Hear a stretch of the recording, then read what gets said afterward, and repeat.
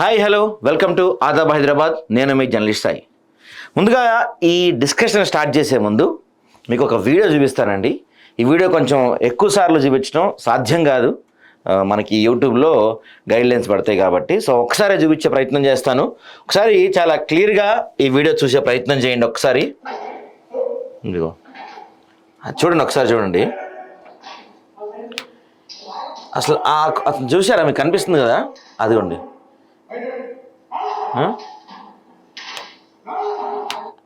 ఏదో పగతోటో అయితే ఇంక చంపేద్దామనో ఇంకా దేంతోనో కొడుతున్నాం అనుకుంటున్నారు కదా మీరు. ఇదంతా కూడా ఒక కాలేజ్ అండి. నిజంగానే ఒక కాలేజీలో ఒక లెక్చరర్ స్టూడెంట్ని కొట్టేది ఇదంతా. ఒకసారి చూడండి మళ్ళీ.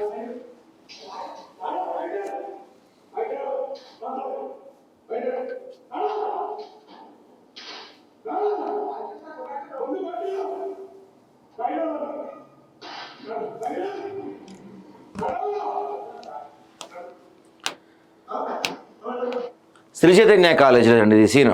శ్రీ చైతన్య కాలేజ్ పాకలా ప్లాజాలో ఉన్న బైపీసీ సెక్షన్లో జరిగిన సంఘటన ఇది. అసలు ఆయన టీచరు ఆ స్టూడెంట్ని కొట్టే విధానం చూస్తుంటే, ఒకవేళ ఆ స్టూడెంట్ కొంచెం వీక్ పర్సన్ అయితే చచ్చిపోతాడు, నిజంగా చచ్చిపోతాడు, అంత కొడుతున్నాడు.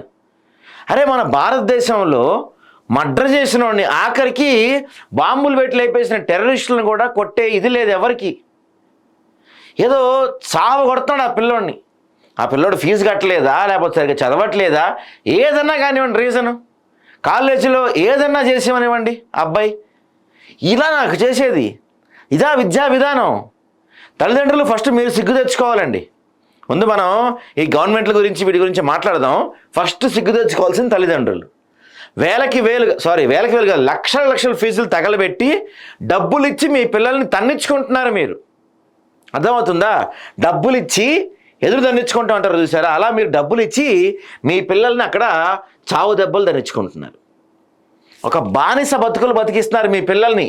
ఈ చైతన్య ఇలాంటి కాలేజీల్లో బానిస బతుకులు. ఇంతకన్నా బానిసల లైఫే కొంచెం బాగుంటుందేమో. వాడు ఆ లెక్చరర్ గాడు ఆ పిల్లోడిని కొట్టే విధానం చూసారా? అసలు చావకూడదాం అనుకుంటున్నాడా, చంపేద్దాం అనుకుంటున్నాడా, పగతో కొడుతున్నాడా వాడు అసలు లెక్చరర్ అయినా వాడు? ఇంత దారుణంగా నా స్కూల్లో కాలేజీలో కొట్టేది పిల్లల్ని. ఏం నేర్పిద్దాం అనుకుంటున్నారు మీరు సమాజానికి? ఏం చేద్దాం అనుకుంటున్నారు? అసలు విద్యాశాఖ అనేది నిద్రావస్థలో ఉంది. దానికి విద్యాశాఖ మంత్రి, ముఖ్యమంత్రి గారే ఉన్నారు. ఓ పక్కన ఈ చైతన్య కాలేజీ లాంటి దాంట్లో స్టూడెంట్స్ ఆత్మహత్యలు చేసుకొని కనీసం నెలకొక్క విద్యార్థి అయినా ఆత్మహత్య చేసుకొని చచ్చిపోతూ ఉన్నారు ఈరోజు. కనీసం ఒక్కదానిపైన ఇంతవరకు కేసు పెట్టారా? ఒక్క చైతన్య కాలేజీలో మీరు సీజ్ చేయగలిగారా? ఒక్కళ్ళపైన చర్యలు తీసుకోగలిగారా? ఈ విధంగా పిల్లల్ని క్లాసుల్లో సావగొడతా ఉంటే, మిగతా పిల్లల ముందు చంపుతూ ఉంటే, వాళ్ళని చచ్చేలా కొడతా ఉంటే, ఆ అవమానంతో కావచ్చు, లేకపోతే వీడు కొట్టుడికి తగలరాని చోట ఆ పిల్లడికి తగిలి ఏమన్నా ప్రాణం పోతే ఏంటి పరిస్థితి? కాలేజీలో ఈ కాలేజ్ అంటే వాళ్ళ వయసు ఎంత ఉంటుందండి? ఆ వయసులో తల్లిదండ్రులు కొడితేనే పిల్లలు అవమానంగా ఫీల్ అవుతారు. అలాంటిది మిగతా క్లాసులో మిగతా విద్యార్థులందరి ముందు అలా కొడుతుంటే ఆ పిల్లడు ఎంత అవమానం ఫీల్ అవుతాడు? ఆ అవమాన భారంతో వాడు ఏమైనా చేసుకుంటే మీ కాలేజీలు తీసుకొస్తారా? మీ ప్రభుత్వం తీసుకొస్తుందా? వాళ్ళు మళ్ళీ సిగ్గుండద్దా మీ చైతన్య కాలేజీ వాళ్ళకి? సిగ్గు కనీసం కొంచెం అన్నా మీకు సిగ్గు, మానం, మర్యాద లాంటివి ఏమైనా ఉన్నాయా? ఇలానే కొట్టేది పిల్లల్ని. చావ కొడుతున్నారు కదండి బాబు. ప్రభుత్వాలు నిద్రపోతున్నాయి. నిజంగా విద్యాశాఖ మంత్రిగా ఉన్న ముఖ్యమంత్రి గారు, మీకు చేత కాకపోతే మీరు వదిలేసేయండి. మీ విద్యాశాఖని ఎవరన్నా సమర్థులకు అప్పగించండి. మీరు దాన్ని నిర్వహించలేకపోతున్నారు, మీతో కావట్లేదు. అది ఒక సమీక్ష జరగలేదు గత 2 సంవత్సరాల నుంచి విద్యాశాఖ పైన. ఈ చైతన్య కాలేజీ వాళ్ళ ఆగడాలకి అంతు పంతు లేకుండా పోతుంది. ఎంతమంది విద్యార్థులు అక్కడ ఆత్మహత్యలు చేసుకున్నా ప్రభుత్వం పట్టించుకోదు. ఎంతమంది విద్యార్థులు వీళ్ళు చావగొడుతున్నా ప్రభుత్వం పట్టించుకోదు. ఒక చిన్న కాలేజీలో ఎక్కడ పడితే అక్కడ, రూఫ్ గార్డెన్లో ఎక్కడ పడితే అక్కడ, రూఫ్లో కావచ్చు, అపార్ట్మెంట్లో కావచ్చు, చిన్న చోట ఎక్కడ పడితే అక్కడ వీళ్ళు కాలేజీ రన్ చేస్తుంటే మీరు పట్టించుకోవట్లేదు, అసలు చూస్తలేదు. చైతన్య కాలేజీకి ఏమైనా ప్రత్యేక చట్టాలు ఉన్నాయా? లేకపోతే వాళ్ళు ఏమైనా ఈ దేశానికి సంబంధించిన వాళ్ళు కాదా? వాళ్ళకి ఏమైనా ప్రత్యేక రాజ్యాంగం ఉందా? ఏ చట్టం చెప్తుంది ఇలా కొట్టమని? ఏ విద్యాశాఖ చెప్తుంది ఇలా కొట్టమని? అరే పోలీసులే నిజంగా ఇండియాలో మర్డర్ చేసిన వాడినే కొట్టకూడదు. పోలీసులు కోర్టు పర్మిషన్ తీసుకుంటే తప్ప వాడి పైన థర్డ్ డిగ్రీ యూజ్ చేయకూడదు. వీడు ఏం చేశాడు? ఆ పిల్లోడు మర్డర్ చేశాడా? మీ కాలేజీలో ఏమైనా బాంబు పెట్టాడా? అయినా సరే కొట్టకూడదు మన భారతదేశ చట్టం ప్రకారం. చావబాతున్నారు పిల్లల్ని, వాడికి ఏమన్నా అయితే ఎవడన్నా రెస్పాన్సిబిలిటీ?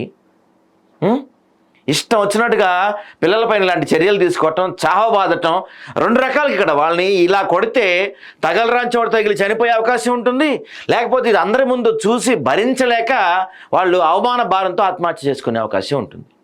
తల్లిదండ్రులారా ఇప్పటికైనా మేల్కోండి. ఈ చైతన్య కాలేజీలో జరుగుతున్న అరాచకాలు చూడండి, ప్రశ్నించండి. లక్షలు ఫీజు కట్టింది పాఠాలు చెప్పమని, పిల్లల్ని చావగొట్టమని కాదు. చైతన్య కాలేజ్ యాజమాన్యం మీరు ఇప్పటికైనా మనుషులుగా మారండి. విద్యార్థులంటే వాళ్ళు ఏదో మార్కులు తెచ్చుకునే ర్యాంకులు తెచ్చుకునే మిషన్లు అనుకుంటున్నారేమో మీరు. విద్యార్థులు వాళ్ళ బాల్యం, వాళ్ళ యవ్వనం మొత్తం మీరు నాశనం చేస్తున్నారు, చిదిమేస్తున్నారు. వాళ్ళు ర్యాంకుల కోసం, మార్కుల కోసం ఆ విద్యార్థులు ఇంటర్నల్గా స్ట్రెస్ ఫీల్ అయ్యి ఆత్మహత్యలు చేసుకుంటున్నారు. దానికి తోడు మిగతా వాళ్ళని మీరు ఇలా సావదబ్బుతున్నారు. ఆ కొడతం ఏందండి అసలు? మనిషైనా వాడేవాడో, ఆ లెక్చరర్ గారు ఎవడో కానాడు. పాకల ప్లాజా లాంటిది హైదరాబాద్లో బైపీసీ క్లాస్లో జరిగిన సంఘటన ఇది. ఒకళ్ళు వీడియో తీశారు, ఇది బయటికి వచ్చింది. రానివి ఎన్నుండుంటాయి, బయటికి రానివి ఎన్నుండుంటాయి ఇట్లాంటివి. వాడు నిజంగా ఆ కొట్టే విధానం ఏదో కసితో పగతో కొడుతున్నట్టు ఉన్నాడు. ఆ లెక్చరర్ గాడు చదువు రావట్లేదు, చదవట్లేదో కొడుతున్నట్లేదు, ఏదో పగతో కొడుతున్నట్టు ఉంది. అయినా చదువు రాకపోయినా మీకు లక్షలు ఫీజు కట్టేది ఎందుకు? మీరు చదువు చెప్పాలని, ఇలా చావగొట్టాలని కాదు.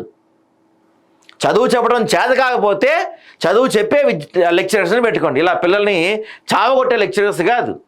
పేరెంట్స్ కూడా మీరు డబ్బులు ఇచ్చి మీ పిల్లలు చావడానికి, మీ పిల్లలు చావు దెబ్బలు తినడానికి పంపిస్తున్నారు. గుర్తుపెట్టుకోండి. చైతన్య కాలేజీకి వెళ్ళే ప్రతి స్టూడెంట్ తల్లిదండ్రులు అడగండి మీ పిల్లల్ని, మిమ్మల్ని కూడా ఇలా ఎవరన్నా టార్చర్ చేస్తున్నారని.